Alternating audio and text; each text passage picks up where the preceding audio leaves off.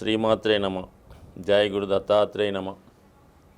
ఈ వీడియోలో మనం ఏప్రిల్ 16 నుంచి 30 తారీఖు మధ్యలో జరగబోయే పక్ష ఫలితాలు తులారాశి వారికి ఏ విధంగా ఉండబోతున్నాయి అన్న విషయాన్ని మనం ఈ వీడియోలో పరిశీలించే ప్రయత్నం చేద్దాం. తులారాశి వారికి శుక్రుడే చాలా ఇంపార్టెంట్ అయినటువంటి ప్లానెట్. శుక్రుడు యొక్క గమనాన్ని బట్టి ఈ రాశి వారి యొక్క ఫలితాలు ఆధారపడి ఉంటాయి. శుక్రుడు కారకత్వాల వల్లే ఈ రాశివారు సెలబ్రిటీలుగా అటు ఫైనాన్స్ రంగంలో కానీ, సినిమా రంగంలో కానీ, కంప్యూటర్ రాజకీయ రంగంలో ఎదగడానికి కారణమవుతూ ఉంటుంది. అయితే ఏ ఒక్క గ్రహం బలంగా ఉన్నంత మాత్రాన ఏ ఒక్కరూ కూడా దాని ఫలితాలు పూర్తిగా పొందలేకపోతుంటారు. ఆ గ్రహానికి మిగతా గ్రహాలు కలిసినప్పుడు జాతకుడికి ఆ రంగాల్లో ఖచ్చితమైనటువంటి అభివృద్ధి రావడం జరుగుతూ ఉంటుంది. మరి ప్రస్తుతం ఈ తులారాశికి అధిపతి అయినటువంటి శుక్రుడు 6వ స్థానంలో ఏప్రిల్ 24వ తారీఖు వరకు ఉచ్చ స్థానంలో ఉండడం జరుగుతుంది. అంటే ఉచ్చ స్థానంలో ఉంటే చాలా అత్యంత బలవంతుడై వెరీ పవర్ఫుల్ స్థానంలో శుక్రుడు ఉండడం జరుగుతుంది. సో ఆ కారణం వల్ల మరి తులారాశి వారికి ఏంటంటే ఎక్కడికి వెళ్ళినా కూడా చాలా గౌరవప్రదంగా ఉంటుంది. వాళ్ళలో ఉన్నటువంటి టాలెంట్కి, విద్వత్తుకి తగిన గుర్తింపు రావడం జరుగుతూ ఉంటుంది. అంటే సమయానికి వాళ్ళ మేధస్సు జ్ఞాపక రావడం వల్ల, దాన్ని సరిగ్గా ప్రజెంట్ చేయడం వల్ల మంచి తెలివితేటలతో గుర్తింపు పొందే అవకాశం ఉంటుంది. ముఖ్యంగా ఆర్థిక సంబంధించిన విషయాల్లో వాళ్ళ యొక్క వేతనం కానీ, వాళ్ళు డిమాండ్ చేసే ఫీజు అవ్వచ్చు, వాళ్ళ యొక్క రాయల్టీ అవ్వచ్చు, వాళ్ళ యొక్క జీతం అవ్వచ్చు, గతంలో కన్నా చాలా ఎక్కువగా డిమాండ్ చేయడం కన్నా అవతల వాళ్ళే వీళ్ళకి ఎక్కువ మరి మనీ ఆఫర్ చేసి వీళ్ళని వాళ్ళ వృత్తుల్లో కానీ, వాళ్ళ యొక్క సినిమాల్లో కానీ ఉపయోగించుకోవడం జరుగుతూ ఉంటుంది. మొత్తం మీద టాలెంట్ పెరుగుతుంది. అయితే ఈ శుక్రుడు రాహుతో కలిసి ఉన్నాడు. రాహు దేనికి కారణమవుతుంటాడు? ముఖ్యంగా సినిమా పరిశ్రమ, సాఫ్ట్వేర్ పరిశ్రమ, కంప్యూటర్ రంగం వీటికి కారణమవుతుంటాడు. సో ఈ కారణం వల్ల ఈ రంగాల్లో ఉన్న వాళ్ళకి 100% మరి కొత్త అవకాశాలు రావడం, వాళ్ళు ఉన్నటువంటి విద్యని కొత్తగా ప్రజెంట్ చేయడం, మీరు అనుకున్న దానికన్నా ఎక్కువ ఫలితాలు రావడం జరుగుతూ ఉంటుంది. ఎప్పుడు కూడా ఈ వక్ర గ్రహాలతో ఒక గ్రహం కలిసినప్పుడు సాధారణంగా మీరు ఒకరితో అగ్రిమెంట్ చేసుకున్నప్పుడు సుమారుగా మీ వర్క్కు మనం 1,00,000 రూపాయలు అడుగుదాం అని అనుకుంటారు. వాళ్ళతో మాట్లాడతారు. కానీ వాళ్ళు అనూహ్యంగా మీకు 1,50,000 ఇచ్చి మీతో అగ్రిమెంట్ చేయించుకుంటూ ఉంటారు. అది రాహు యొక్క ప్రభావం. వాళ్ళు ఎప్పుడూ కూడా రాహుని ఉన్న స్థాయి నుంచి ఉన్నత స్థాయికి తీసుకెళ్తూ ఉంటుంది.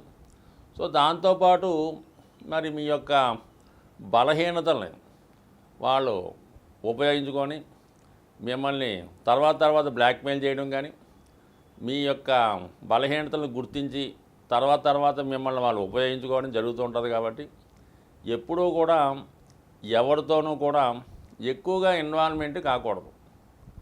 సరదాగా పిలిచారు కదా అని వాళ్ళతో పార్టీకి వెళ్ళి కూర్చున్నారనుకోండి, ఆ బలహీనతను ఉపయోగించుకొని మిమ్మల్ని వాళ్ళు వేరే విధంగా ఉపయోగించుకునే అవకాశం ఉంది. కాబట్టి ఎప్పుడు రిజర్వ్డ్గా ఉండే ప్రయత్నం చేయండి. ఎప్పుడూ కూడా పరిచయం లేని వ్యక్తులతో, కొత్త వాళ్ళతో చాలా జాగ్రత్తగా వ్యవహరించండి. ఎటువంటి వ్యక్తిగత విషయాల్లో పాల్గొనడం కానీ, వ్యక్తిగత విషయాలు పంచుకోవడం కానీ, మీ రహస్యాలు వాళ్ళకి చెప్పడం కానీ ఎట్టి పరిస్థితులు కూడా చేయొద్దు. మీరు ఎంత రిజర్వ్డ్గా, ఎంత నిజాయితీగా, ఎంత ఇండివిజువల్గా ఉంటే మీ టాలెంటు మీకు అంత గుర్తింపు రావడం జరుగుతూ ఉంటుంది. అంటే సాధారణంగా మీ యొక్క టాలెంట్ని మీరే గుర్తించలేకపోతుంటారు. అందువల్ల ఇతరుల మీద కొన్ని విషయాల్లో మీరు ఆధారపడుతూ ఉంటారు. సో ఆ విషయంలో మాత్రం మీరేమీ మొహమాట పడక్కర్లేదు. మీకు ఉన్నటువంటి టాలెంట్ చాలా ఎక్కువగా ఉంటుంది. అయితే దాన్ని మీరు గుర్తించకపోవడమే మీ యొక్క మైనస్ కారణం అవుతుంటుంది. కాబట్టి ఖచ్చితంగా స్ట్రైట్ ఫార్వర్డ్గా వెళ్ళండి. 100% మీకు ఈ సమయంలో మంచి సక్సెస్ రావడం జరుగుతుంది. సో దాంతోపాటు 5వ స్థానంలో ఉన్నటువంటి కుజ శనిల కలయిక చాలా వరకు 2 పాపగ్రహాలు, ముఖ్యంగా కుజ శని లాంటి గ్రహాలు ఒక స్థానంలో కలిసినప్పుడు ఆ భావం యొక్క ఫలితాలని ఎక్కువగా పాడు చేయడం జరుగుతూ ఉంటుంది. అందువల్ల ముఖ్యంగా షేర్ మార్కెట్ రంగంలో ఉన్నవాళ్ళు చాలా జాగ్రత్తగా నిర్ణయాలు తీసుకోండి. ఎట్టి పరిస్థితుల్లో కూడా ఈజీ మనీ ఆన్లైన్ గేమ్స్లో పాల్గొనడం అన్నది నిషేధించబడినది కాబట్టి ఎట్టి పరిస్థితుల్లో కూడా ఈజీ మనీ కోసం ఆశపడద్దు. షేర్ మార్కెట్లో జాగ్రత్తగా ఇన్వెస్ట్ చేయండి.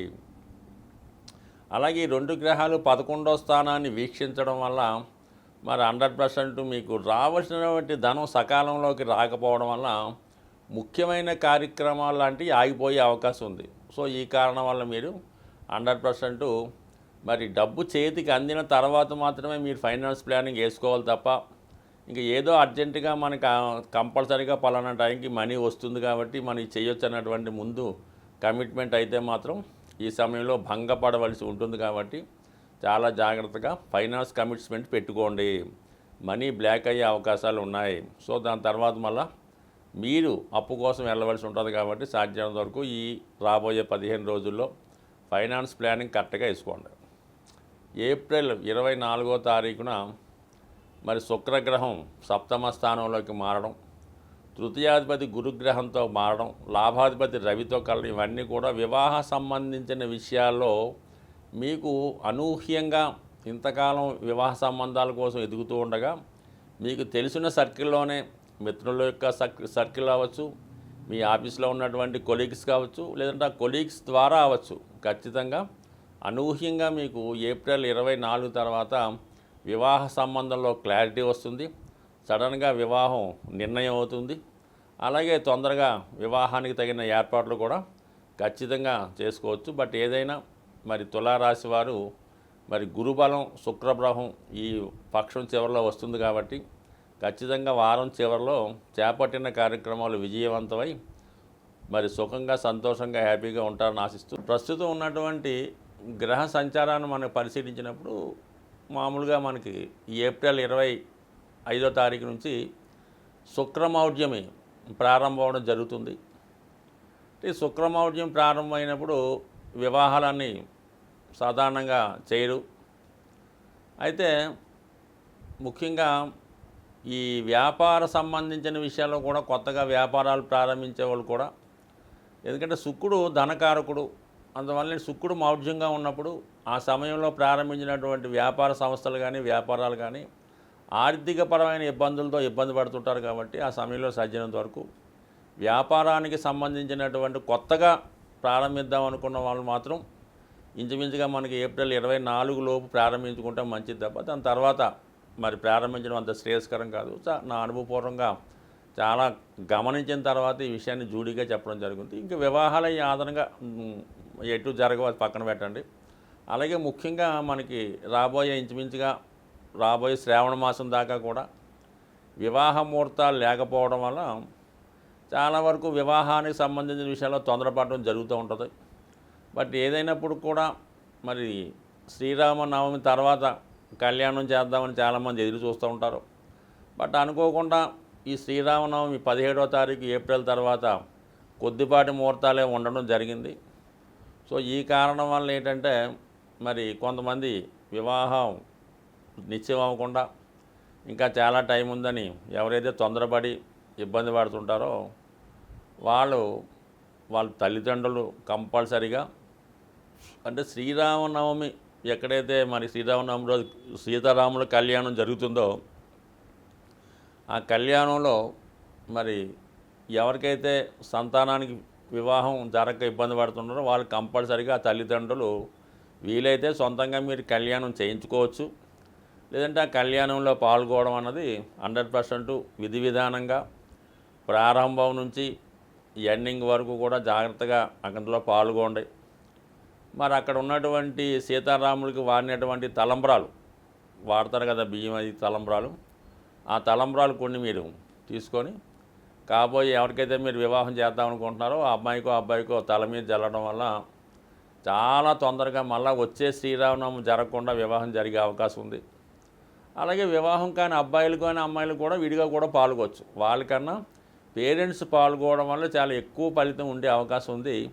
మరి చాలా సందర్భాల్లో ఏంటంటే కొంతమందికి అందుబాటులో లేకపోవచ్చు, కొంతమంది దూర ప్రాంతంలో ఉండొచ్చు, విదేశంలో ఉండొచ్చు. వాళ్ళు మనకి భద్రాచలంలో జరిగినటువంటి సీతారామ కళ్యాణం లైవ్ ఇస్తారు కదా, శ్రద్ధగా కళ్యాణం ప్రారంభమైన దగ్గర నుంచి ఎండింగ్ దాకా చాలా జాగ్రత్తగా చూడండి.